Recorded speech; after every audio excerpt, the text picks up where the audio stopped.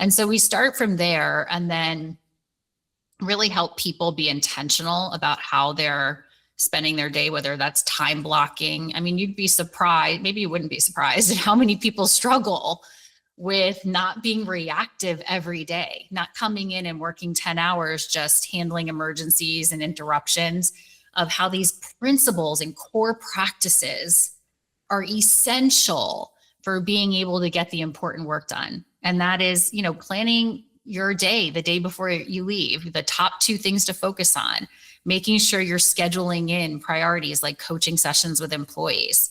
And then once we do those things and people know what their key results are, then we can focus more on the skills like coaching and teaching people to start to build the critical thinking skills of their teams. Your business's success depends on relationships with customers, relationships with employees, and relationships with stakeholders.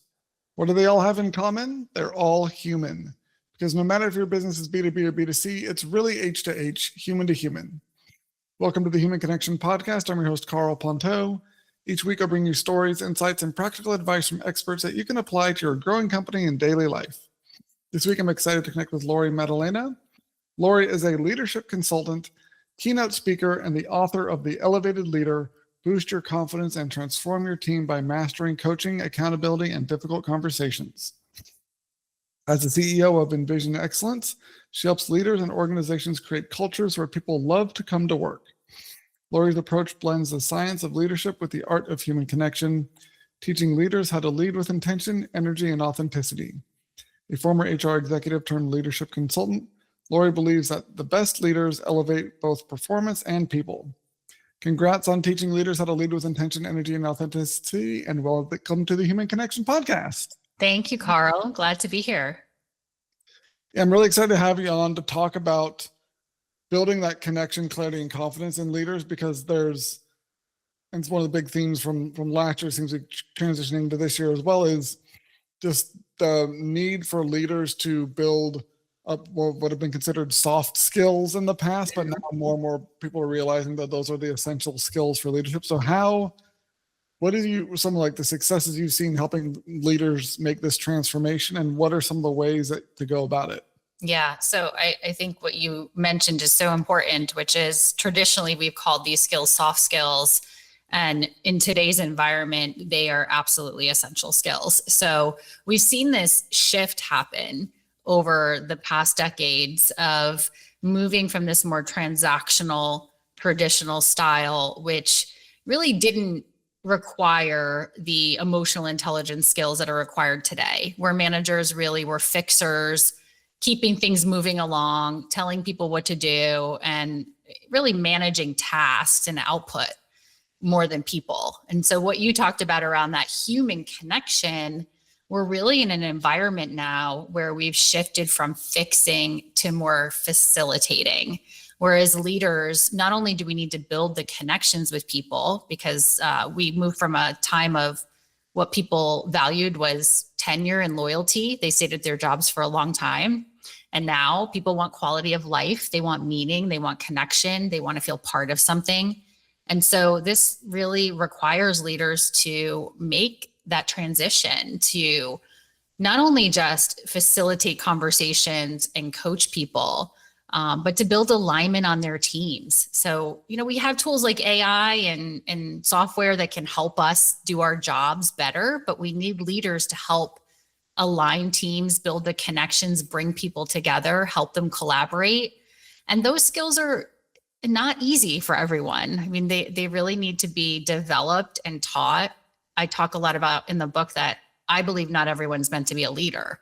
And so it's also understanding in our time today, is that where you want to focus your career? Because it does take a much higher level of skill today than it did in previous generations. Yeah, it's interesting you mentioned that about not everyone being a leader, because there is a trend I've seen in articles and reports of fewer people, like younger generations like Gen Z, turning down promotions to be management because they don't want to deal with that, or they kind of see how awful middle management experiences right now with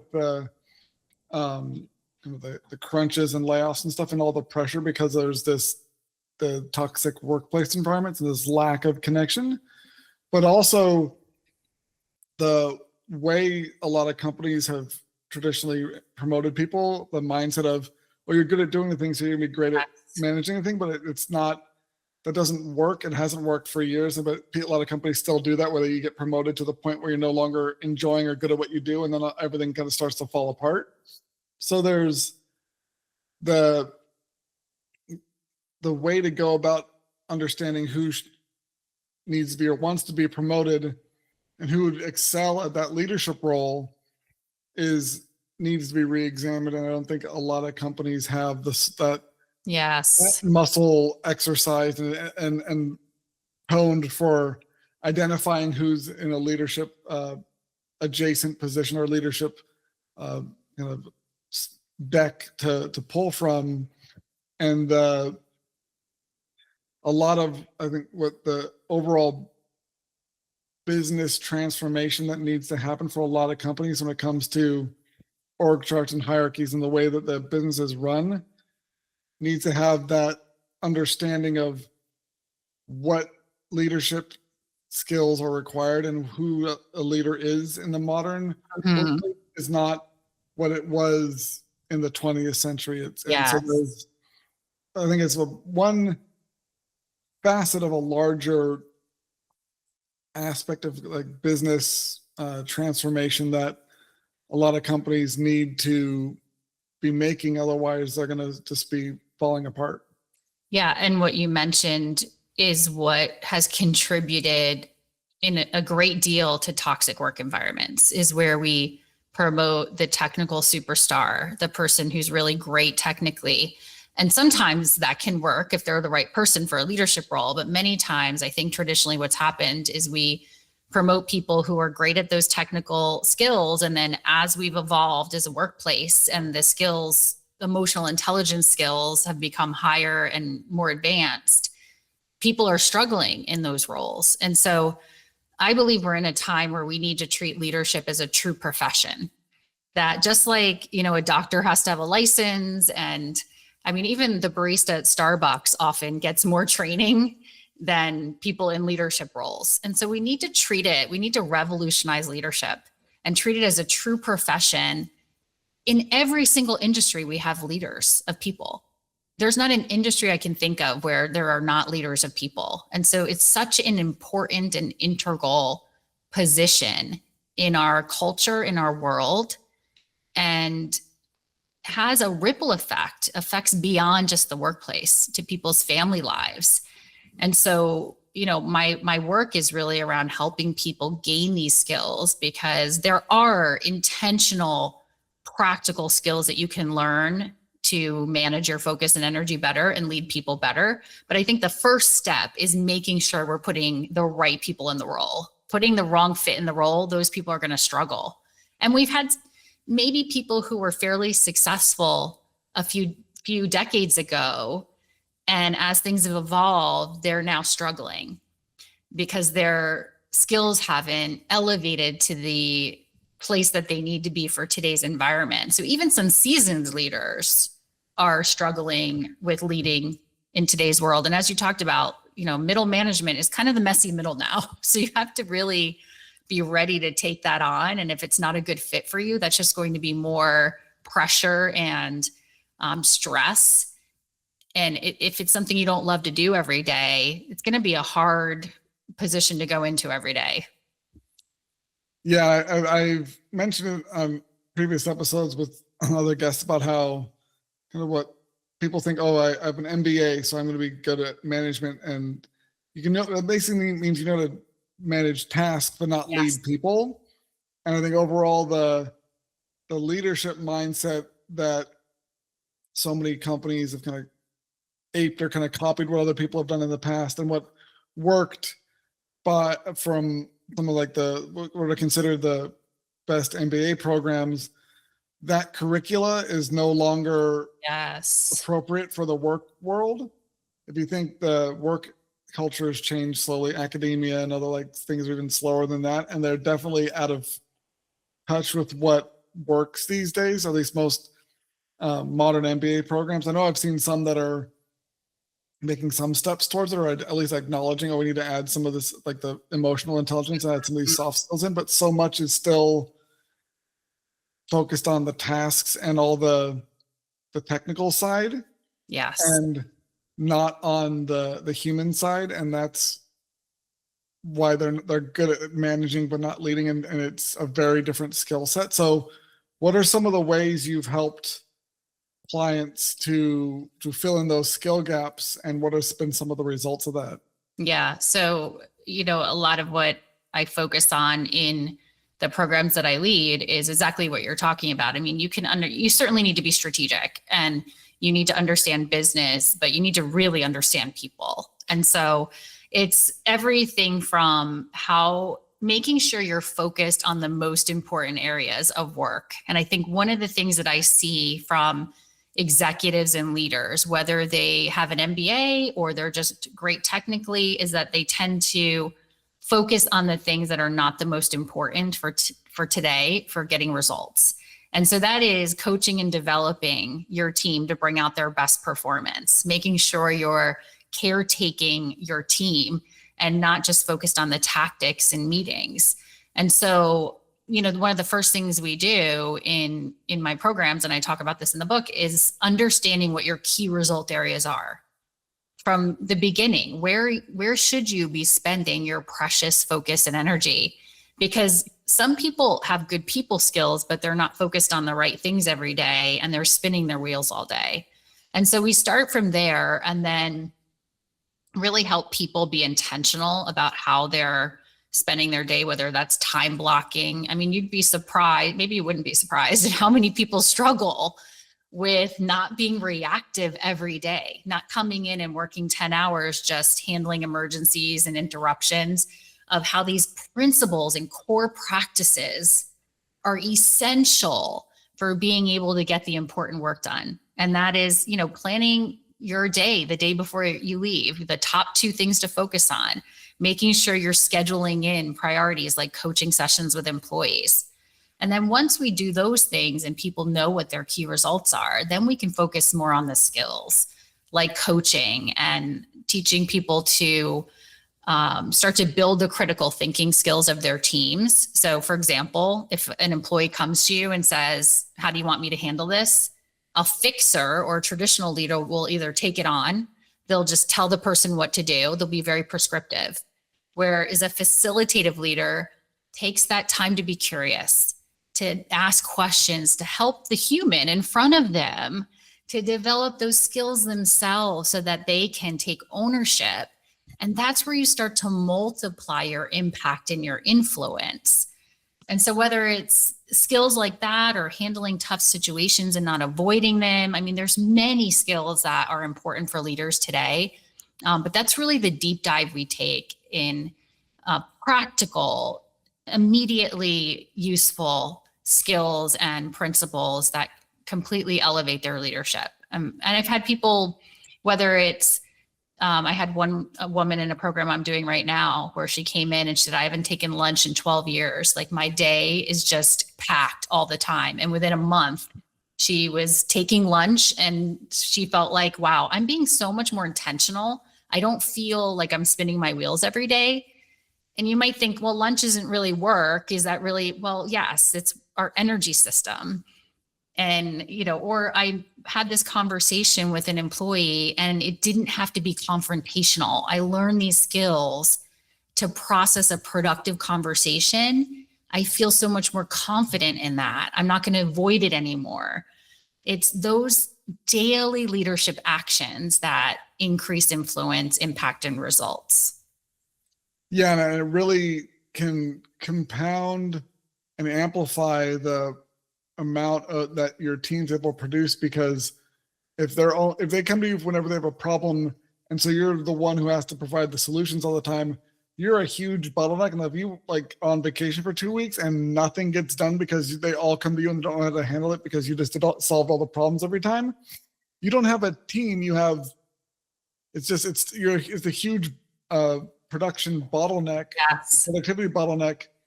And it's no wonder this client of yours couldn't take lunches and was feeling super stressed because basically everything that happened in her team had to be done by her.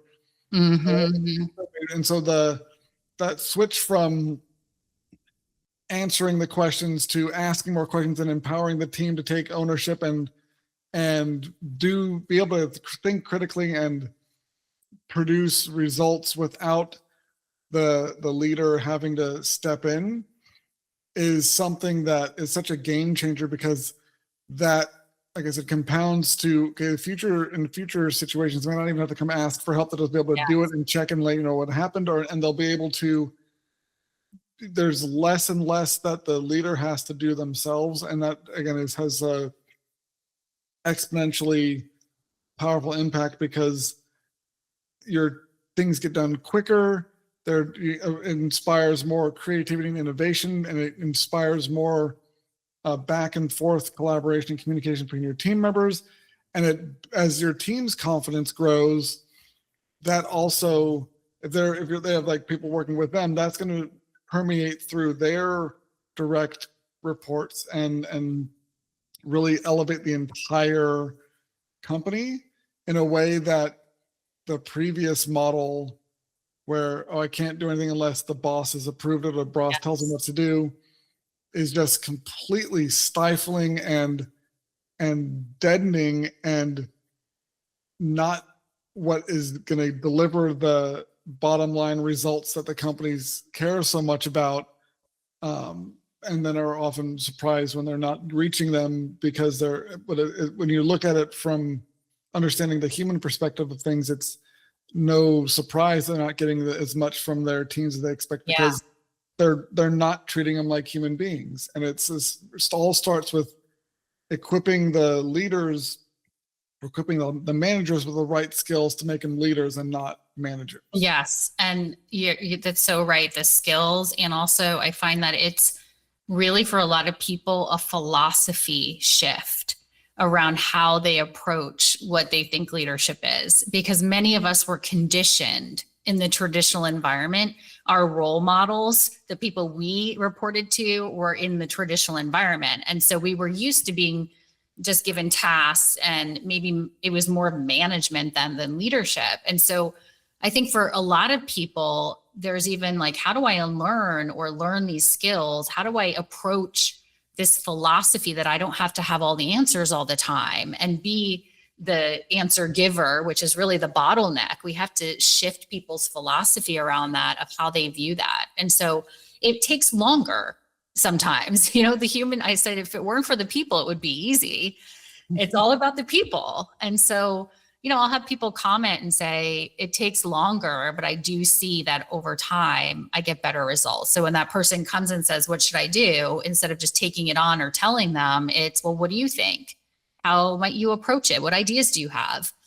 But over time, you're building their capacity, you're developing them, they're starting to build their confidence and taking on more. You can delegate more. All of these things have a ripple effect. But it's really shifting that philosophy and that mindset around what leadership truly is. Yeah, absolutely. And it's to get that exponential growth that everyone wants, which is the hockey stick, the vertical part. You have to first go through the fairly flat, rough patch to the bench. But once you get past that initial slow stage, where because you're building new habits and you're changing the way you're thinking, and there's a lot of inertia, and because it's like getting a group to change in your own habits. So initially, it can be very challenging and seem like more effort than it's worth.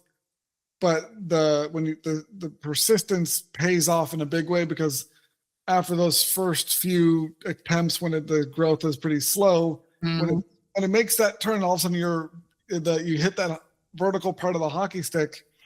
You'll wonder, you'll get that, oh my gosh, I wish we started doing this years ago. Why did we wait so long to do this? This is so much better. And that aha moment is almost intoxicating, because you see how much more effective this new way is. And it's so worth putting that initial effort in and pushing through the difficult parts to get to that result. But you can't like there's no shortcut. You can't like hack it. You have to put in that effort to build those skills and those, but it's so worth it. And just people need to kind of get past that instant gratification habit or like addiction and just put the work in, and you'll be so amazed. And this is where the intention piece comes in. And I created this elevated leader model where the core, the middle of it is intention, because it's exactly what you're saying. Many times people will be in a program and they'll say, well, I can't block time, or I can't do this. I'm too busy. And as you said, it's getting into the intentional habits. And I promise them, I call them productivity sprints, which are blocks of time that you put on your calendar to focus on one thing, a project, something in your key result areas. This is not a nice to do. These are things you're being evaluated on. And I tell people, I want you to start doing this. You're going to feel like this is a waste of time, or I'm going to snooze it the first few times. Once you start doing it, it becomes addicting, because you realize when you give yourself the space of an hour, hour and a half to fully immerse yourself in a project, something that you need to do, and you aren't constantly being distracted or interrupted. You close your email and you really take charge of your energy and focus. I think it's less about our time and more about our focus, that you start to see how much you get done in that hour and a half is more than you would get done in a week in your office. So some of these things are simple, but as you said, it's putting in the intention, building the habits. You start to see how you feel much more purposeful and intentional. It doesn't mean every day is perfect. We all have those days, but there are principles and practices to bring yourself back. What's the most important thing I should be working on right now? It's a mantra I say to myself. I ask myself this question when I feel overwhelmed. Usually it's a sign that we lack clarity. So building on these practices then help us to have the time to develop our team, coach our team, focus on the areas that are really going to get the results we're looking for. Awesome. Love it. Well, thank you so much for connecting with me today, Laurie. If you like this episode of the Human Connection Podcast, please leave a review, and subscribe. If you'd like to connect with myself or Laurie, check out the links in the show notes. And remember, no matter if your business is B2B or B2C, it's really H to H, human to human. Happy connecting.